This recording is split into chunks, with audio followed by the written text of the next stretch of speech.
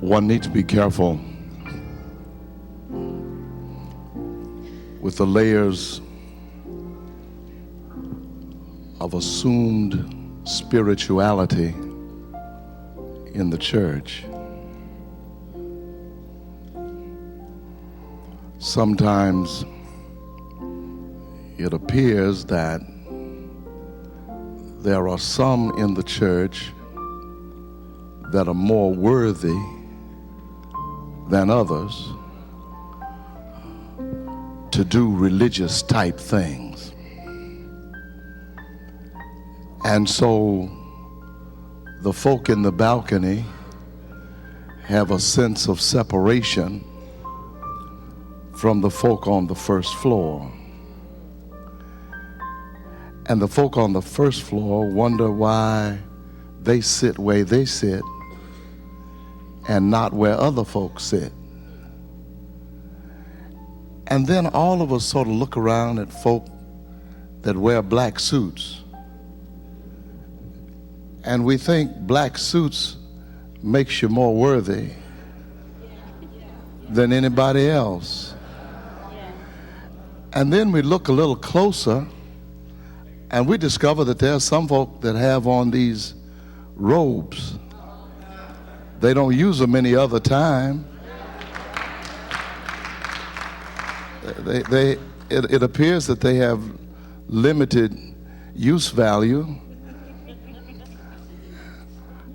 And those are the ones that get the box seats. They sit right near home plate, and they make more noise than anybody else. And so it looks like there are levels of worthiness. And even that fellow that stands in the middle, you know, his stuff is a little more outrageous than the other folks' stuff. And you wonder whether or not he's worthy. Has he got another level of worthiness? I got news for you. None of us worthy.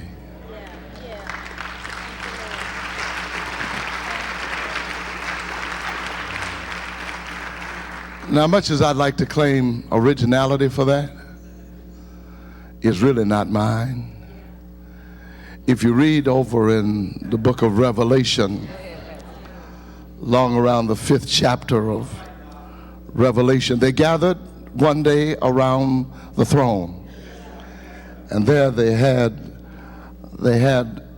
a book that had 7 seals.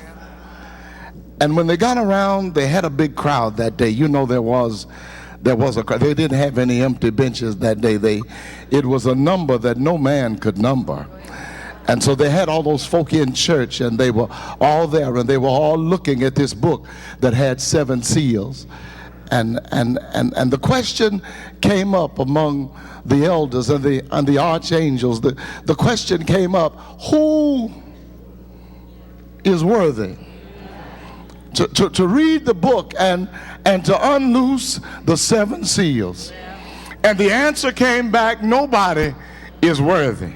But the problem is, if nobody is worthy, then we are all lost for eternity.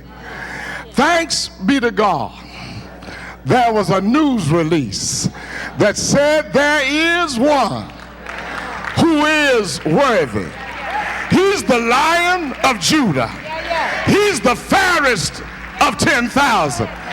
He can speak and men live, and speak and men die. So today, much as we'd like to think so, we're not here because we're worthy. This is a table that is prepared for the unworthy. So if that includes you, you can come to this table.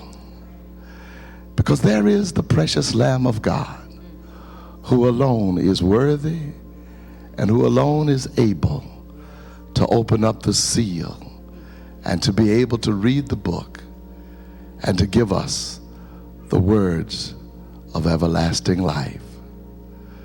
So you don't have to depend on that person you're sitting next to be worthy. You don't have to look to that person wearing a robe to be worthy. You don't even have to look upon yourself to see to it that you are worthy. But thanks be to God, somebody said Jesus paid it all. All to him I owe, and sin had left a crimson stain, but he washed it. Anybody know he washed it today? I said he washed it. Yes, he washed it white as snow. Thanks be to God that he alone is worthy. And because he is worthy, he makes us worthy. So now you who are in Christian love,